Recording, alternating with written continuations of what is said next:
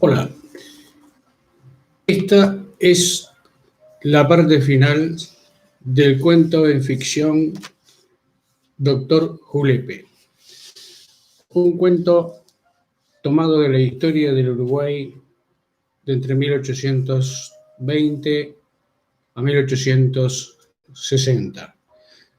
Muchas gracias por estar ahí. Es un directo que luego quedará grabado. Vamos a develar ahora, en los últimos capítulos, cuál es el final de este médico que llegó al presidente del Uruguay por más de 3 veces. Capítulo 5. La fiesta en la iglesia quedó trunca a último momento. El cura párroco Pablo Duval del Fante había sido llamado de urgencia desde la capital por el obispo de la arquidiócesis.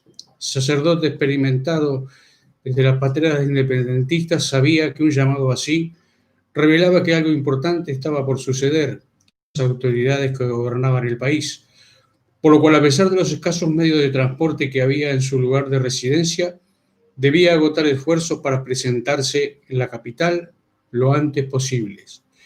El comandante del cuartelillo, enterado del inesperado contratiempo, se paseaba por el pueblo, especialmente frente a la feligresía, desconcertada y con sus mejores galas. En el rostro se le dibujaba una amplia sonrisa llena de perspicacia. Las autoridades del país, en la capital, estaban inmersas en la desazón más absoluta. Primero, la elección de presidente, que no era tan fácil para un país en caos. Además, no se podía garantizar tampoco que los países vecinos respetaran las fronteras acordadas en los últimos tratados. Por ello, con la población recién fundada al este del país para frenar las incursiones de los portugueses, había roces permanentes. Los reclamos por ayuda eran cada vez más numerosos. No cesaban los ataques a la villa recién fundada, que había dispersado varias veces a tal punto que las familias originarias mandadas por el virrey habían casi desaparecido. Pocas quedaron para fundar el pueblo. El valor, la firme decisión para defender el territorio de sus habitantes había impedido hasta hoy que los portugueses consolidaran las apetencias de conquistas. Los informes llegaron a la capital enumerando no solo robo de ganado, de graneros repletos de artículos agrícolas, sino también denuncias de hurtos de mujeres que eran sorprendidas por el sagaz ejército lusitano mientras se dedicaban a tareas de lavado de ropa al pie del arroyo. Muchos podían escapar de su cautiverio en el Río Grande, otros no. Este hecho causaba una gran tristeza y desánimo en toda la población. Las autoridades capitalinas instruían a las tropas del cuartelillo para que persiguieran a los invasores hasta su propio territorio, intentando rescatar algunas de las personas capturadas por el enemigo. Pero la situación de la plaza militar era muy difícil. El último recurso que se intentaba era ampliar la fortaleza ya existente, colocando más torretas de vigilancia como la que custodiaban la frontera a unos kilómetros del país norteño. Todo era inquietud en medio de la gran conmoción que envolvía al país cada vez que se necesitaba elegir nuevo presidente.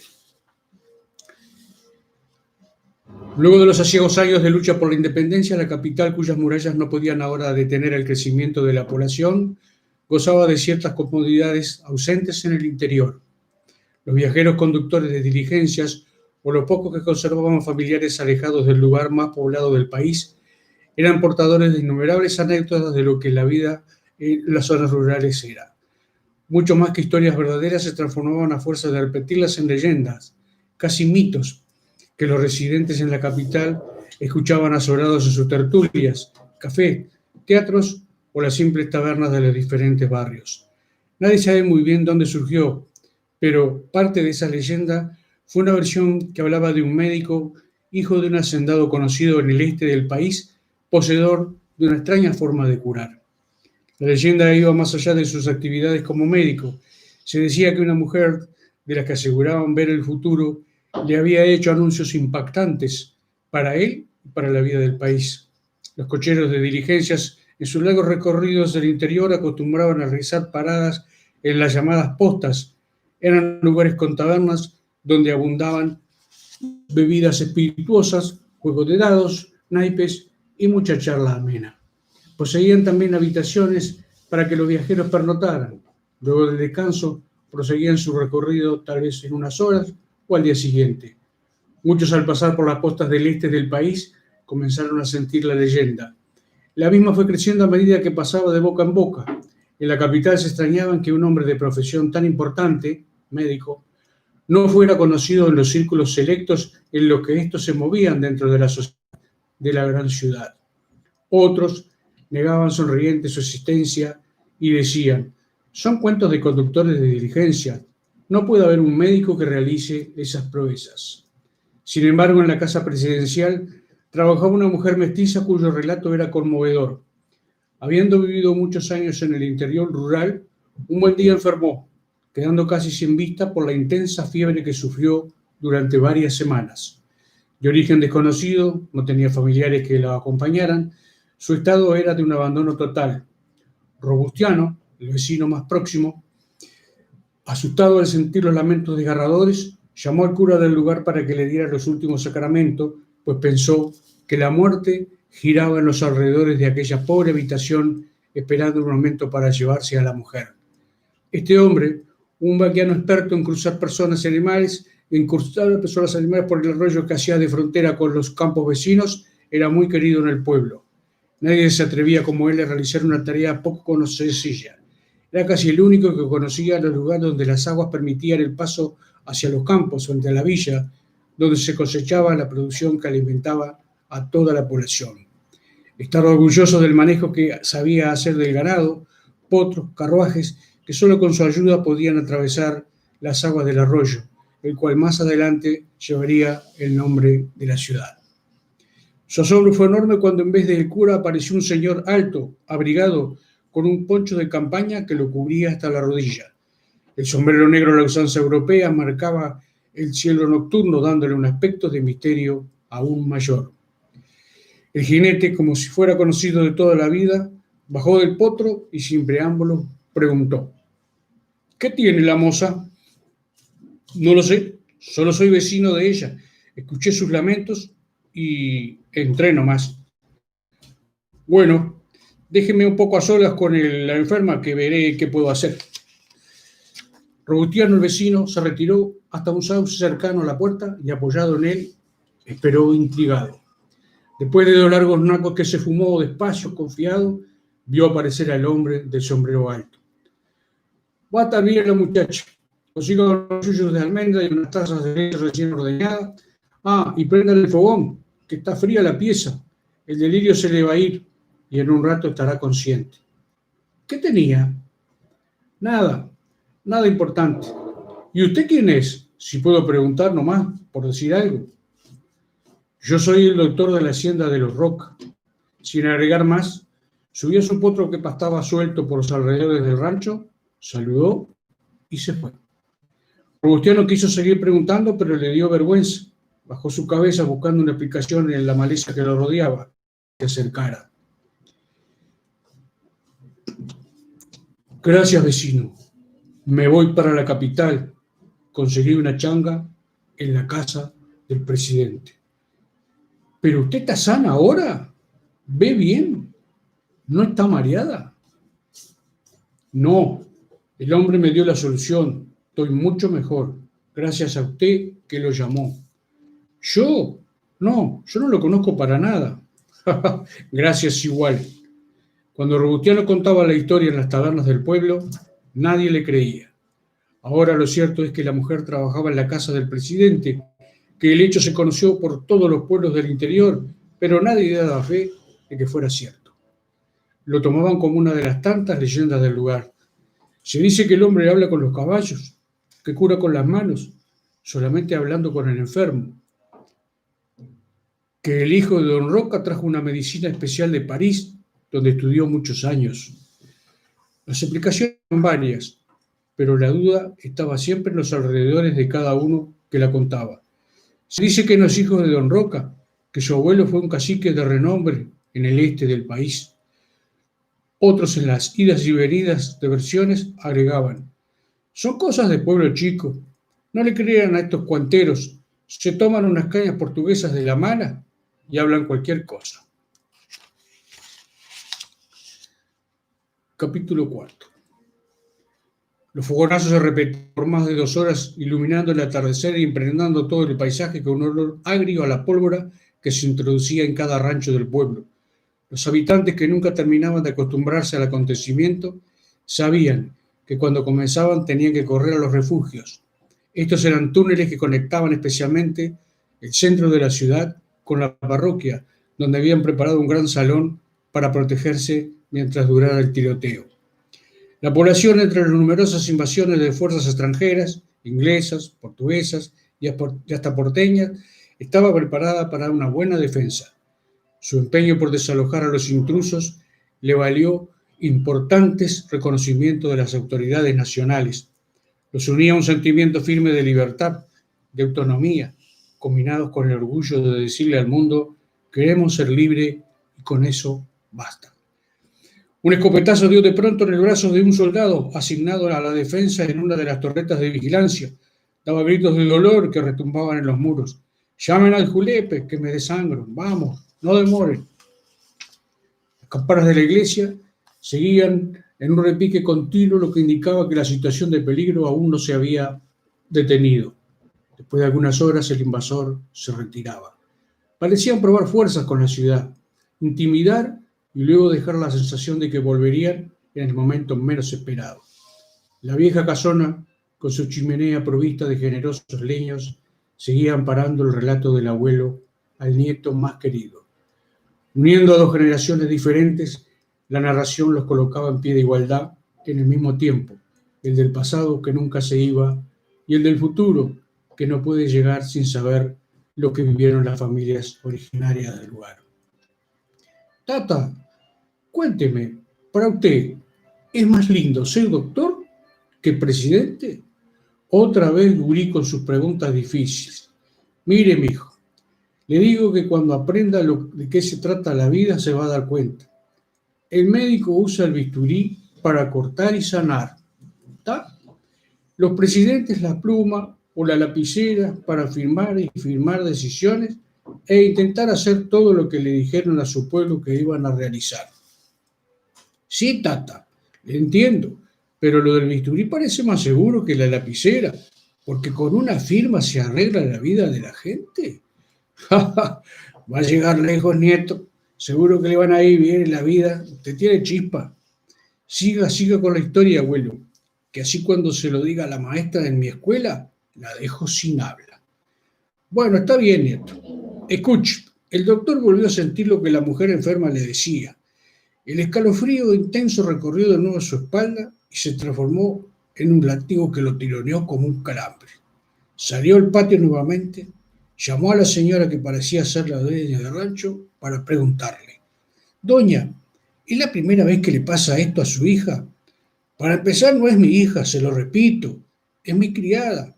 La traje de Río Grande y vaya que me costó caro». «Bueno, lo que sea», agregó molesto el doctor. «Esta muchacha está loca. ¿Escuchó lo que dijo? Como si estuviera esperando la ocasión». La enferma lanzó nuevamente la frase: Presidente, ¿cuándo va a cumplir lo que nos prometió a los pobres? ¿Escuchó lo que dice? ¿Qué le dio para tomar?» «¿Yo? Nada. ¿No es usted el médico?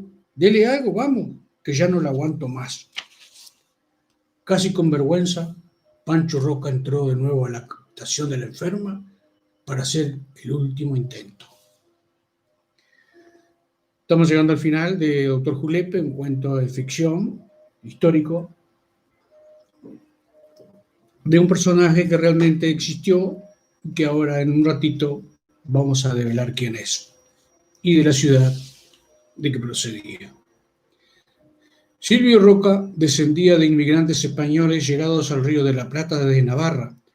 En su ciudad natal, Pamplona, el hambre, las guerras y el horror lo lanzaron a poblar una parte de la banda oriental, agreste, con escasos recursos, llena de peligros y dificultades. Sucedió cuando el barco que se dirigía a la parte sur del continente americano, lo que hoy se denomina la Patagonia, tuvo que realizar una escala para hacer reparaciones importantes en el principal puerto del Río de la Plata. Como se acostumbraba en esa época, de turbulencias económicas, su familia hizo viajar en el navío que en unos meses arribaría a la América del Sur, un continente lleno de esperanza para Europa, invadida por el hambre, la peste y la incertidumbre de todo tipo. Se esperaba de estas tierras la promesa de un futuro con una vida decorosa, lo necesario para vivir, pero también con posibilidades de desarrollo continuo. La modernidad era enviar parientes muchas veces hasta niños solos, que luego se reunirían con familias cuando éstas pudieran viajar. Fue el caso de Silvio, que con sus escasos 13 años viajó en un barco desconocido, emoción que le duraría toda la vida en la memoria, junto a las personas que nunca había visto, unidos todos por un único interés: salvar los obstáculos, unidos, consiguiendo una vida mejor a la de sus tierras natales. Cuando el barco se detuvo en el puerto rioplatense para realizar algunas reparaciones, él pensó que ya había llegado al destino que sus padres le anunciaron.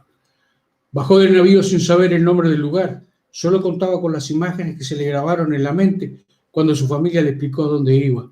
Un país con grandes extensiones de campo, mar, roca y poca gente. Lo que vio cuando empezó a caminar por las barrosas calles del puerto lo asustó. Gente mal vestida, ranchos de construcción sencilla, animales sueltos. Parecía una ciudad en la que un temporal de reciente paso hubiera hecho un deterioro total. Avanzó a tientas intentando ubicar la iglesia de la ciudad, porque fue la primera recomendación de su madre. Encuentra templos del lugar que los sacerdotes siempre ayudan a los que son inmigrantes recién llegados. Pero seguía confundido porque todas las construcciones eran muy similares y ninguna destacaba como en la Europa natal, donde se podía encontrar rápidamente las altas columnas o campanarios que identificaban el centro de cada ciudad. La gran diferencia que percibió en el lugar desde que pisó suelo americano fue su aire puro, sus frondosos árboles y los largos silenciosos luego del mediodía, cuando la gente realizaba la siesta después de las actividades matinales.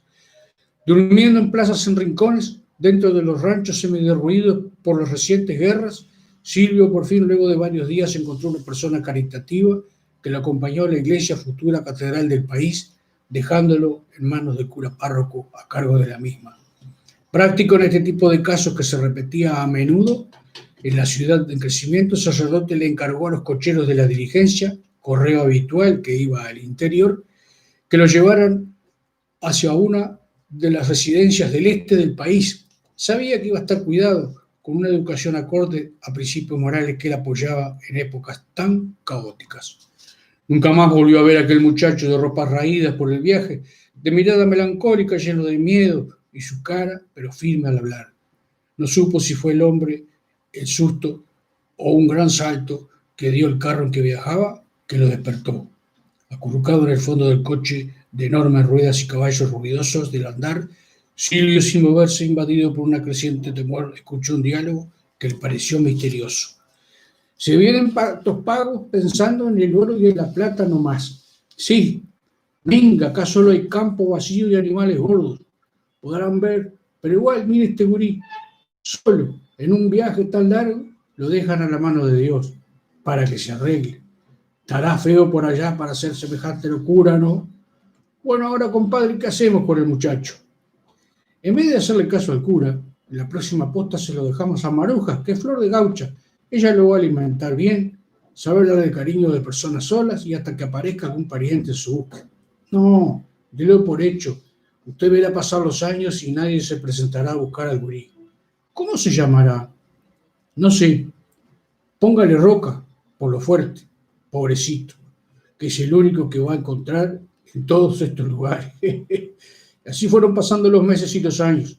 El muchacho perdido del barco, como le llamaban los vecinos, se criaba en un establecimiento rural cerca de la posta donde los cocheros lo dejaron a su amiga Maruja. Un hijo que nunca pudieron tener.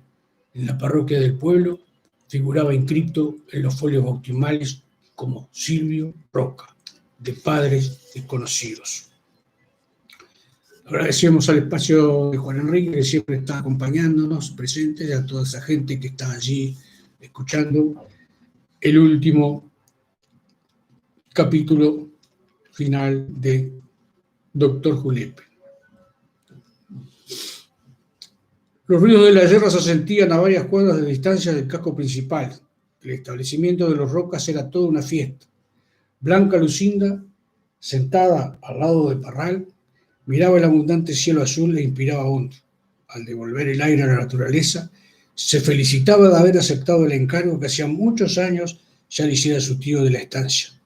Don Gumersindo Fuentes le había pedido: vaya al baile de la escuela, mija, hágale compañía al Silvio, pobre. Gurí de 17 años, tan solito, nadie ha venido por él. La familia en Europa ya ni se acuerda de lo que lo mandaron para estas tierras. Blanca seguía con su monólogo interior, respondiéndole a sus antepasados: vaya que lo acompañé al Silvio. Le di mi vida a su lado y hasta hijos. Y le di un hijo doctor en medicina. Ellos sabían que su esposo hubiera querido que el único hijo varón fuera hacendado como él.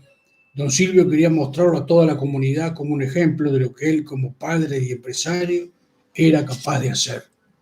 Si supieran que don Roca, llegado sin nada al país, había progresado con un emprendimiento que, además de ser modelo en la forma de producir, tenía un heredero de ley, uno que iba a conquistar un sitial de gran prestigio en los acontecimientos del mundo moderno y que seguramente llegaría para la banda oriental. Pero Pancho, mi Panchito, caramba, se me fue de médico por culpa de la madre. Cosa brava las madres, ¿eh? ¿Para qué quiero un doctor si estoy lleno de toros, potrillos y campos de los buenos? Reflexionaba en una plegaria que se iba transformando en lamento silencioso y la repetía cada vez que se encontraba con los amigos. Dicen en el pueblo que cuando doña Blanca le anunció que el hijo se iba a dedicar a la medicina, el hacendado furioso pidió su mejor montura, tomó el animal de las crines sin colocarle recado y salió disparado en dirección a los montes cercanos. 3 días, 3 noches completas dando vuelta, sin dirección, como un huracán que no sabía por dónde parar. La peonada del establecimiento lo buscó a pleno por todos los rincones de los campos cercanos. Rabia estaba don Silvio, padre del doctor Julepe. Le costó un buen rato convencerlo de que regresara a la estancia. Abuelo, ¿se puede vivir en los montes tantos días solo con un caballo? ¿Estás curioso, nieto? Eso es bueno, claro que sí. Hay que ser vaqueano nomás para eludir los peligros, saber dónde dormir, poner trampas caseras en los lugares claves y conseguir algún animal para comer. No se olvide que este hombre empezó en campos baldíos a dar forma a su establecimiento. Eran verdaderos pajonales rústicos llenos de peligro. Don Roca sabía y sabía. Entonces, tata, él no era de los que mandan a los peonadas al trabajo y se queda en el rancho tranquilo. No, mi hijo. El Silvio se entreveraba en todas las tareas de la estancia y en la pulpería también. Seguimos agradeciendo a los que se están arrimando de a poquito al último capítulo, a Laura, al espacio de Juan Enrique, que siempre está presente y ayudando con toda la gran colectividad que tiene en su canal el espacio de Juan Enrique, a que invito a que lo visiten. Ojos cerrados ahora lo ignoraba completamente. Sabía por la práctica médica en el lugar que muchas fiebres inexplicables aparecían en las personas luego de que eran atendidas por curanderas vendidas de Río Grande del Sur. Era un verdadero desafío para él competir con esas extrañas abuelas, le argumentaban. Mis antepasados sobrevivían con ellas y vivieron muchos años, le comentaban otras familias, asiduos concurrentes a esa forma de curación. Lo cierto es que no eran pocos los casos también en que estas fórmulas fallaban. Luego de que las mismas eran aplicadas muchas veces, sobrevivían fiebres, delirios, síntomas inexplicables en el cuerpo de los pacientes. Parecía que en este caso su intuición así lo anunciaba. La enfermedad de esta mujer era una de esas situaciones anómalas, pero no era fácil conocer la verdad de lo sucedido. Doña, yo se la curo, pero usted me tiene que decir, ¿qué fue lo que le dio la curandera? Nada, ¿cómo se atreve? En este rancho seremos pobres, pero no entra ninguna bruja de esa. La muchacha está ahí delirando desde hace días. Se la pasa hablando de presidentes, cosas raras que nunca le vi a nadie. De último, doctor, para terminar de una vez, ¿usted puede hacer algo? Abuelo, perdone que le interrumpa. No, mijo, si es lo que estaba haciendo desde que empecé esta historia. Jeje, díganos. El doctor Julepe tenía miedo al no poder curar a la gente. Otra vez Nieto trae gana con sus preguntas. Es buena, sí, pero tráigame otro leño para el fuego que se nos apaga. Bueno, sí, en realidad don Pancho tuvo miedo desde el primer día que empezó como practicante en el arte de curar. El oficio de estar mezclado con la sangre, la fiebre, los virus en las personas, le generaban un temor profundo que algún día le tocará algo de eso al cuerpo de él. Especialmente le daba muchísima impresión los delirios, lo ponía fuera de sí, no sabía qué hacer con dichos pacientes. Epa, gurí, abrió tanto la boca con ese grito que se le vio hasta la campanilla, que con hongo no podía curar a los enfermos. Miren esto, ya es hora de decirlo, por si aún mi relato le queda oscuro. Lo que el hombre quería era ser presidente. Chao, así con mayúscula, como se lo digo, para que sepa que esa es la única verdad. Pare el relato, abuelo. Yo no entiendo nada de nada. La madre que se la juega y lo manda a estudiar a París. El padre, don Roca, que casi se refugia en los montes de por vida porque el hijo se va a estudiar de médico. Y ahora usted me dice que don Pancho lo único que quiere es ser presidente. No se ponga así, Uri. Eso pasa en la vida. El grito fue similar al alarido de un animal enjaulado más que de una persona enferma. El doctor estaba sentado cerca de la puerta del rancho, como a la espera de una iluminación especial. No sabía qué receta aplicarle a este extraño caso. Del patio delantero del rancho entró la dueña del mismo con tal ímpetu que casi se lo lleva por delante. Pancho sintió el impacto tanto que lo puso de golpe frente a todos los conocimientos de medicina aprendidos allá en París. Bueno, se acabó. Yo soy el doctor. Usted para afuera, le indicó con la mano derecha a la dueña de la casa, y con su mano izquierda apretó fuerte la frazada sobre el cuerpo de la enferma mientras le decía: se me queda quietita, vamos a hablar en serio esta vez, ¿eh? ¿De dónde sacó eso de decirme presidente? ¿De dónde sacó? ¿Qué dije yo?, respondió la enferma con aire de ausencia. Desde que me vio está con lo de presidente para acá y lo de presidente para acá. Responda, o le aplico la ventosa en serio. Luego de un largo silencio, apareció la respuesta. Me lo dijo una mujer india que cura en Río Grande, que sabe el futuro. ¿Cómo? ¿Es doctor como yo? No. Ella ve todo lo que va a pasar en la vida de las personas que la consultan. ¿Usted también ve cosas de futuro? Claro. Por eso me viene la fiebre que no me deja vivir en paz. Para colmo, la dueña de este rancho me cree loca. Ella está más mal que yo y está más enferma que yo de la panza. ¿Cómo? Pero el gurí me fue a buscar y me dijo que usted era la que estaba embarazada. ¿Ve lo que le digo? Esa mujer está loca. La que está embarazada es ella.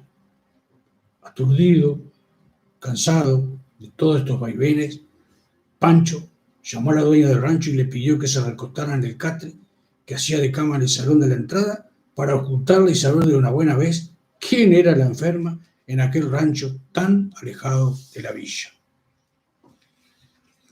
Sonó el cañonazo con tanto estruendo que toda la ciudad pareció temblar en sus cimientos más profundos. Se estaba definiendo el destino de la nación.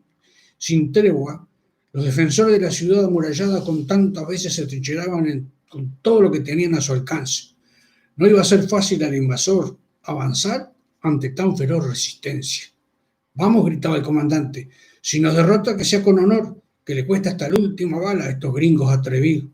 Mucho después de esa misma flema estaba impregnada en los muros de la ciudad capital de la joven nación en circunstancias clave: nombrar al próximo presidente de la República. El acuerdo nunca era fácil. Todos los sectores involucrados querían colocar un candidato de su interés, y cuando se reunían las diversas colectividades políticas a discutir el tema, parecía que el país iba a la guerra nuevamente. La paridad de fuerzas en pugna era muy grande y entonces se hacía muy difícil conquistar la mayoría necesaria para gobernar y para poner un rumbo a un país que quería ser independiente.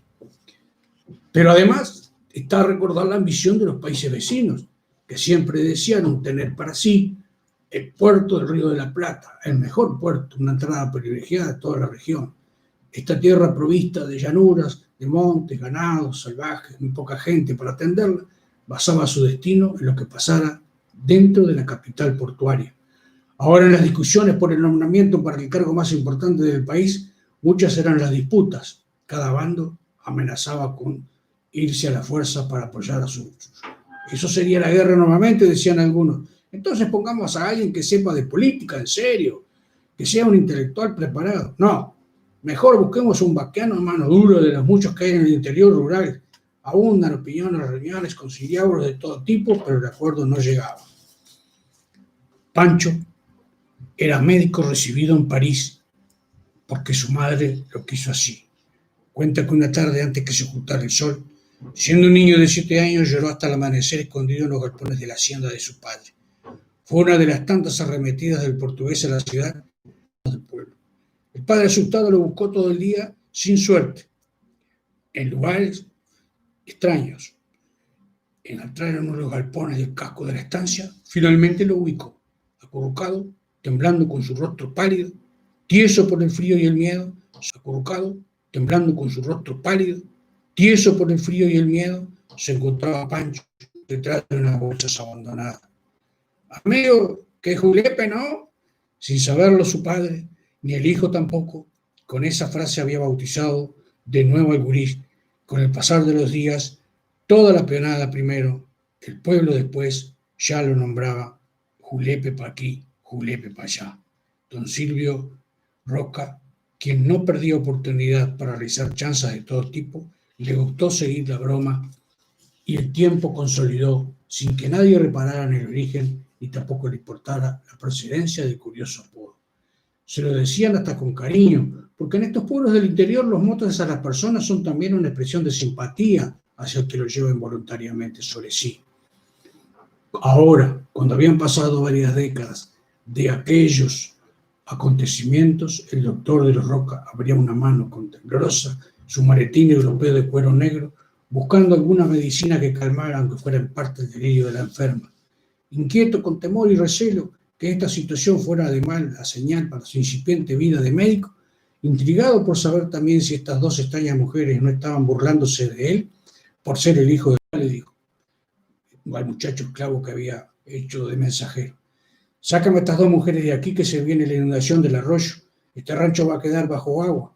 Pa' colmo, la dueña es la que está embarazada, la otra va para la capital, tiene la mente en otro mundo y dice cosas indescifrables al dueño y a la enferma.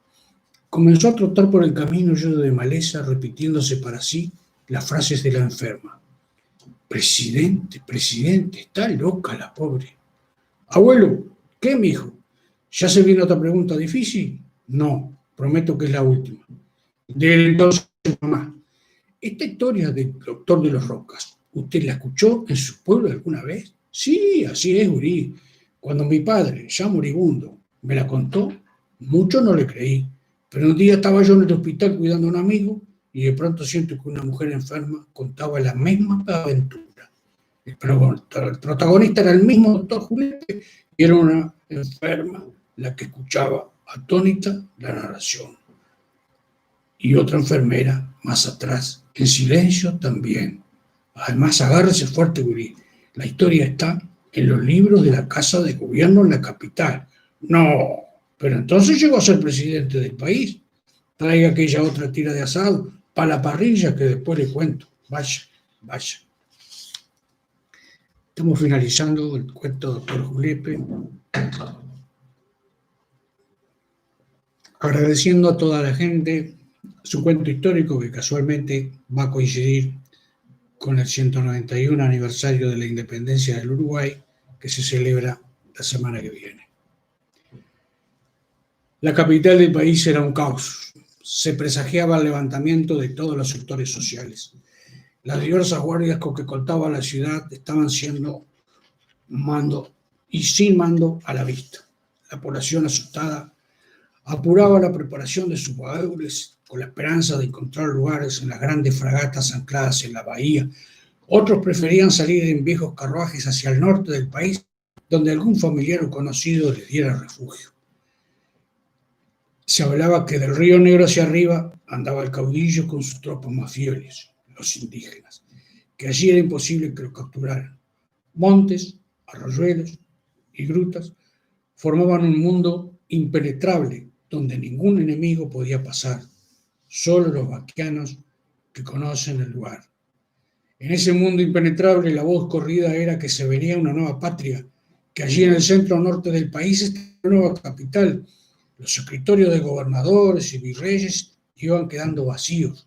Decretos, ordenanzas, leyes que rigieron la vida de lo que era la banda oriental estaban siendo guardados en carpetas prontas para quemar o quedar olvidados en la salida presurosa. El último de los gobernadores de la ciudad, Puerto, recogía todos los útiles que podía, llevaba una moneda de oro de valor desconocido, rebenques en cuero que expropió a varios paisanos rebeldes y unos pocos libros. Tenía muchas dudas y un gran miedo por su salud. ¿Llegará a tiempo ese médico que le recomendó su criada? Resolvió dejar ese informe que la mujer le dio en un día de tremendos dolores en el estómago. Sí, dijo para sí, quizás el que venga después a gobernar a estos rebeldes lo necesite. Este es un puesto muy duro para cualquiera. La ciudad, que fue testigo de numerosas subidas, tendría una más que registrar en sus anales. A lo lejos se escuchaban las campanas de las fragatas del puerto llamando a los pasajeros. Sería el último viaje a Europa en una era que terminaba, llena de dolor, sangre y barbarie. De pronto todo es silencio. Los ranchos, sus habitantes, la vida parece haber desaparecido por completo. Solo quedaba una intensa niebla que venía del mar. Abuelo, no Guri, ahora solo escuche. No pregunte más, preste atención a lo que le voy a contar. Viene la mejor parte de la historia que me transmitió mi padre. Usted deberá contársela a los suyos cuando sea mayor. La ciudad de Puerto no resistió más el asedio. Por un enorme boquete hecho tras largas horas de cañoneo, entraron los grupos más tan temidos por las autoridades. Era una mezcla de razas con un solo propósito: cambiar las autoridades del lugar y de una vez y para siempre. Indios, paisanos, militares con uniformes desgarrados, mujeres, niños, personas de avanzada edad, portaban banderas extrañas con colores combinados de una manera nunca vista. Predominaba el azul, el bordó, el blanco, las caras curtidas, los pelos desordenados y la euforia colectiva. Le daban un toque nunca visto a la muchedumbre que avanzaba por calles barrosas. La meta era la casa del último gobernador sobre el extremo sur de la ciudad. Unos pocos a caballos acompañaban de cerca al hombre que tomó la delantera y apenas puso pie en la ciudad que iban a gobernar. El movimiento provocaba una gran polvareda que bañaba los ranchos abandonados. De pronto, las campanas de la iglesia comenzaron a repicar, poniendo la música de fondo al acontecimiento. Toda la población detrás de la capital, del Río Grande como mar, estaban en manos de los insurgentes. Algunas autoridades, en una huida no planificada, caían prisioneros de una tropa con pocos comandantes, pero llenos de anhelos de libertad. 3 grandes imperios no lograron quedarse con este pequeño territorio sobre el mar, gracias a una gran fuerza espiritual para ser libres, con caudillos firmes en sus propósitos, respaldados por la confianza de la gente que los seguía. El europeo introdujo muchas novedades en estas tierras americanas inhóspitas, pero fracasó en su forma de dominación, dirigida desde lejos, sin respetar las poblaciones aborígenes. Introdujo, por ejemplo, el caballo, que no era conocido. Este hecho le fue fatal, porque gracias a su domesticación por los habitantes de la América del Sur, la derrota militar del invasor fue imparable.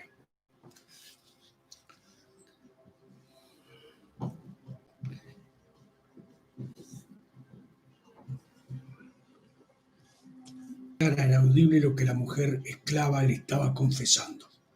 Rosana era su nombre. Había recorrido todo el sur del país vecino con su trabajo doméstico para diferentes familias. Fue así que llegó al último rancho del pueblo sobre el caudaloso arroyo, en esos raros giros del destino. Endeudado su patrón, la vendió al que pagara algo para que le ayudara a salir de la difícil situación. El soldado que la compró hizo lo mismo y allí estaba ella ahora, con una voz que le vería, vaya a saber de dónde, diciéndole a este médico exótico lo que le iba a suceder en su vida.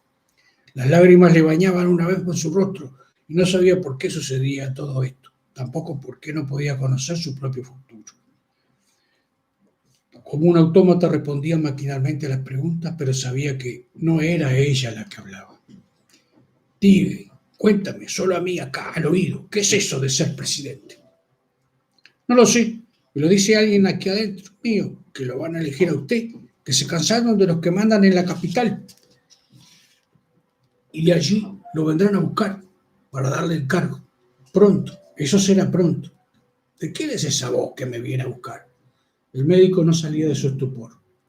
Afuera, la dueña del rancho, doña Patricia, caminaba de un lado al otro. Tan gualichada esa mujer, no sabe lo que dice. Tiene el mal metido en la cabeza. ¿Para qué la habré comprado? Y el doctor que no sale, qué desgracia la mía. El joven mensajero que había ido en busca de Julepe le escuchaba y no decía nada. Tranquila, doña, el hombre me dijo que prepare el carro que nos vamos para la capital a llevar a la enferma. El sonido del arroyo se hacía cada vez más intenso, anunciando que las aguas iban a desalojar a todos los que vivían en la ribera.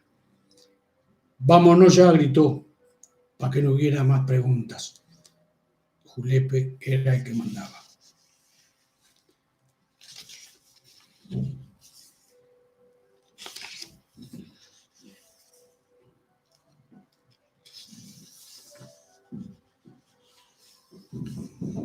La gente enfervorizada invadió todas las habitaciones de la casa de gobierno en la capital. Somos libres para siempre. Hombres rudos, mujeres de trenza larga, negros libertos, acompañados de sus mujeres, niños, ancianos. También numerosas personas con rasgos ahindiados avanzaban en una desordenada caravana con un fin muy preciso: llegar a la casa del gobernador. Entraron llevándose todo por delante: escritorios, vitrinas, muebles. No era una búsqueda impulsada por la euforia o rencores engendrados en tantas batallas. Tenían un rumbo bien definido. Las calles principales de la capital jamás habían visto tanta gente reunida. Era una música especial, llena de colorido. Un pequeño grupo de la población que festejaba la libertad y la derrota del imperio llegó a la casa del gobernador, tomando posesión de la misma.